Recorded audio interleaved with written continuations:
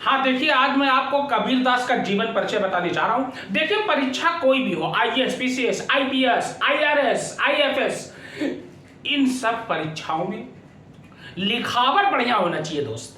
अगर लिखावट आपकी अच्छी है, राइटिंग अच्छी है और लिखने का तरीका बढ़िया होना चाहिए, लिखने का तरीका अच्छा है, तो ये मेरी गारंटी है, दिस इज माय गारंटी, कि आपको कोई नंबर ना देने से कोई माई का लाल जो है चैलेंज करता हूं कि नंबर जो है आपको मिलना ही मिलना है, ना चाहते हुए भी नंबर देगा। देखिए, कबीर दास बहुत बड़े कौन थे, बहुत बड़े कवि। देखिए, ये इनके बारे में मैं पूरा बताऊंगा। देखिए, इनकी लिखावट कैसे होगी। सबसे पहले आप 4 लाइन का कोटेशन लिखोगे। बच्चों, मेरी बात को ध्यान से सुनिए, 4 लाइन का कोटेशन। जना ब्रह्मणी विधवा ने था काशी सर को त्याग दिया, तन तुआय नीरू नीमा ने पालन कबीरा दास किया, रामानंद के परम शिष्य थे जात पात का भेद मिटाया, पंचमेल खिचड़ी भाषा लिख निराकार पर रूप सिखाया। ये देखिए, जना ब्रह्मणी विधवा ने था काशी सर को त्याग दिया, सर को, तंतुआय नीरू नीमा ने पालन कबीरा दास किया, रामानंद के परम शिष्य थे जात पात का भेद मिटाया, पंचमेल खिचड़ी भाषा लिख निराकार पर रूप सिखाया। उसके बाद आप नीचे क्या लिखोगे, नीचे खाना बना लेना स्केल से, ये चौकोर था, लिखना नाम कबीर दास, जन्म स्थान वाराणसी काशी, जन्म तिथि सन 1398 ईस्वी लिखना, संवत क्या लिखोगे 1455। संवत का मतलब होता है 57 साल, आप जोड़ दीजिएगा, जो सन ईस्वी है उसमें 57 साल आपको जोड़ना है, 1398 में 57 जोड़ दीजिएगा 1455। अब देखिए, जन्म तिथि हो गई, मृत्यु स्थान मगहर जो संत कबीर नगर कहा जाता है, ध्यान देना। गुरु कौन थे, रामानंद, यहाँ पे अभी इससे पहले बताया गया है। मृत्यु तिथि 1518 ईस्वी या संवत 1575, 57 जोड़ोगे 18 में 75 हो जाएगा। उसके बाद आप कैसे लिखोगे, ध्यान देना, ठीक है ना। भक्ति काल के निर्गुण शाखा के ज्ञान मार्गी उप शाखा के सर्वोच्च कवि कबीर दास का जन्म सन 1398 ईस्वी संवत 1455 में वाराणसी में हुआ था।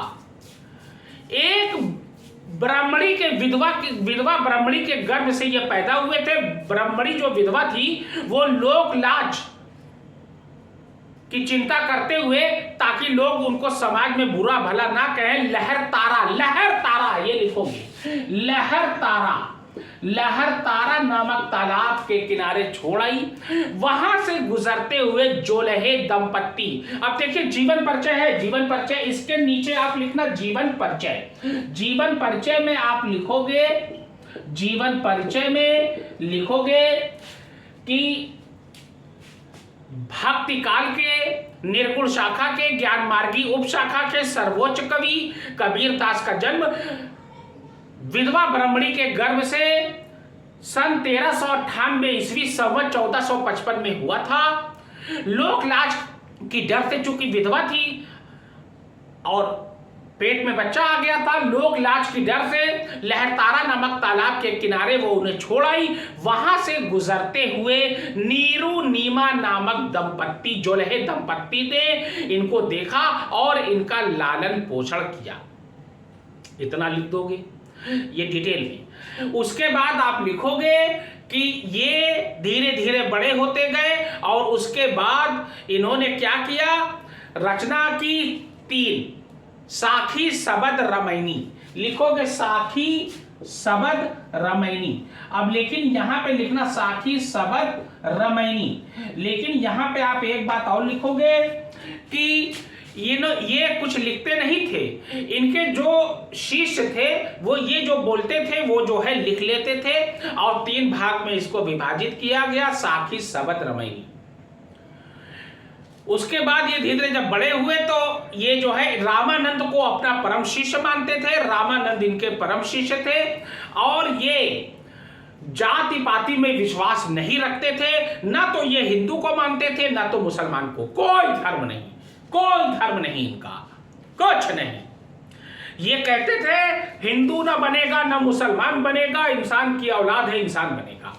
तो ये जो है क्या हुआ कि रामानंद को ये अपना गुरु मानने लगे और ये जो है जो बोलते गए वो साखी शबद रमैनी में आज भी उल्लेख इनका है। उसके बाद लिखोगे कि पुरानी धारणा थी हिंदुओं में कि जो काशी में मरेगा उसे स्वर्ग मिलेगा और जो मगहर में मरेगा उसे नरक मिलेगा।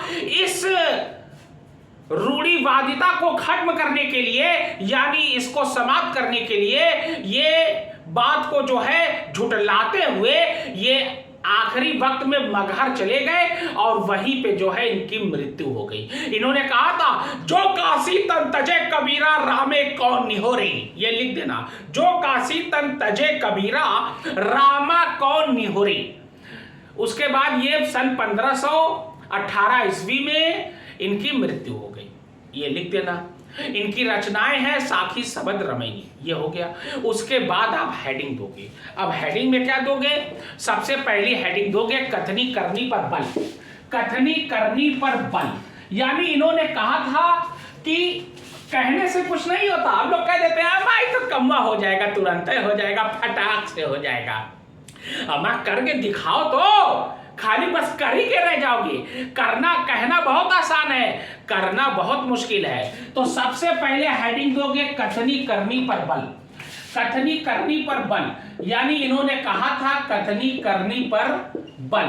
इन्होंने कहा था, अब लिखोगे, अब इसमें अब देखिए कोटेशन लिखोगे। इन्होंने कहा था कथनी मीठी खाड़ सी करनी किसकी लोए, कथनी तजी करनी कराऊं विष से अमृत होए। इन्होंने कहा था कि कहना बहुत आसान है लेकिन उसको करके दिखाना बहुत मुश्किल है। जो उसको करके दिखा दे, कहे और कर दे तो समझ जाओ विष से अमृत हो जाएगा। इतना लिखोगे। उसके बाद अगली हेडिंग में ये 3-4 लाइन लिखना, बस हेडिंग में सिनॉप्सिस बनाते जाइए। आईएएस में जितना आप हेडिंग डालोगे उतना ही नंबर पाओगे। हाई स्कूल इंटर जितना भी आप हेडिंग डालोगे आप नंबर पाते जाओगे। उसके बाद लिखोगे गुरु को भगवान से ऊंचा, गुरु को भगवान से ऊंचा दर्जा, ये हेडिंग है, ऊंचा दर्जा। फिर लिखोगे इन्होंने कहा था, इन्होंने गुरु को भगवान से भी ऊंचा माना है। इन्होंने कहा था गुरु गोविंद दो खड़े काके लागू पाए, बलिहारी गुरु आपने जिन गोविंद दियो बताए। यानी इन्होंने गुरु को भगवान से ऊंचा बताया है। इन्होंने कहा है कि भगवान को रास्ता बताने वाला गुरु है। अगर गुरु ना होता तो भगवान का मार्ग जो है, भगवान की प्राप्ति जो है कोई कर ना पाता, भगवान को कोई जान ना पाता। उसके बाद कार को तुरंत करना, कार को तुरंत करना।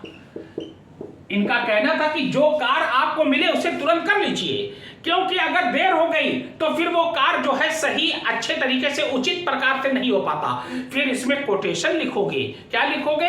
काल करे सो आज कर, आज करे सो आप, पल में परले होएगी बहुरी करोगे कब। ये हो गया इनका ये तीसरा। उसके बाद लिखोगे अब चौथी हेडिंग में लिखोगे कोई धर्म नहीं मानना, किसी धर्म को नहीं मानना, किसी धर्म को नहीं मानते थे। लिखोगे किसी धर्म को ना मानना।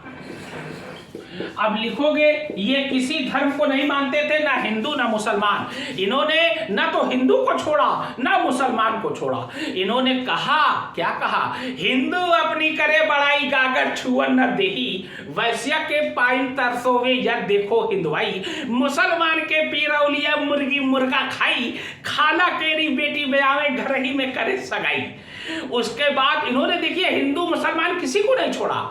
हिंदू मुसलमान को दोनों लोग को बोला कि हिंदू मुसलमान में तमाम बुराइयां हैं, कुरीतियां हैं। इन्होंने ये भी कहा कि पाहन पूजे हरि मिले तो मैं पूजू पहाड़। इसके नीचे एक कोटेशन लिख देना इसी में, पाहन पूजे हरि मिले तो मैं पूजिया। तो इसमें लिखोगे मूर्ति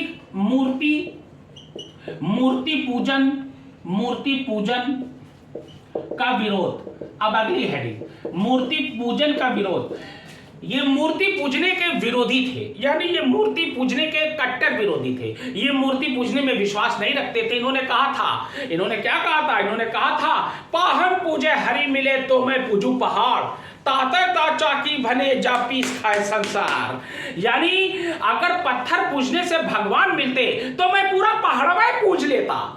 उससे बढ़िया तो पत्थर चक्की का पत्थर है जिससे आटा पीसा जाता है और पूरी दुनिया का पेट भरता है। उसके बाद इन्होंने कहा था, इन्होंने देखिए अब देखिए उसके बाद जात पात का विरोध, अगली हेडिंग लिखोगे जात पात का विरोध, जात पात का विरोध। यानी इन्होंने कहा था कि जो जात पात में जो विश्वास रखते हैं ये नहीं होना चाहिए। देखिए जात पात जो है ये किसी धर्म में नहीं होनी चाहिए। इन्होंने कहा था जात पात पूछे नहीं कोई, हरि को भजे सो हरि का होई। यानी जात पात को नहीं पूछता, इंसान अपने कर्म से जो है ऊपर बनता है। उसके बाद सांसारिक जीवन को त्याग, अगली हेडिंग देखिए, ये सब हेडिंग है, अब इसमें लिखना है सांसारिक जीवन।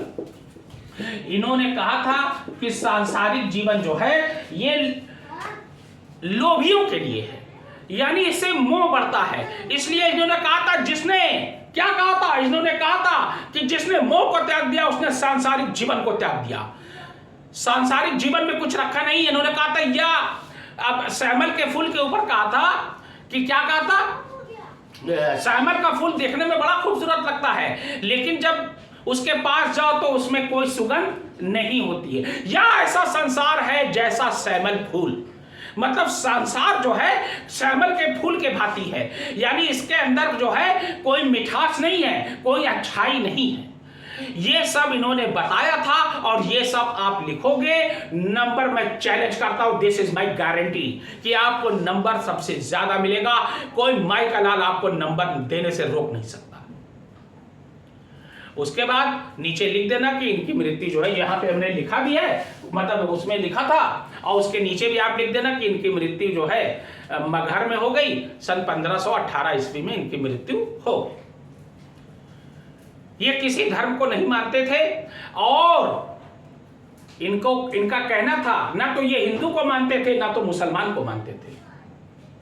मुसलमान के बारे में भी कहा, काकर पाथर जोड़ के मस्जिद लई बनाए, का मुल्ला बांग दे का बहरा हुआ खुदाए। यानी इन्होंने ना तो हिंदू को छोड़ा ना मुसलमान को, यानी सबका इन्होंने विरोध किया। और ये इसीलिए ज्ञानाश्रय शाखा के सर्वोच्च कवि कहे जाते हैं और सबसे बड़े समाज सुधारक कहे जाते हैं।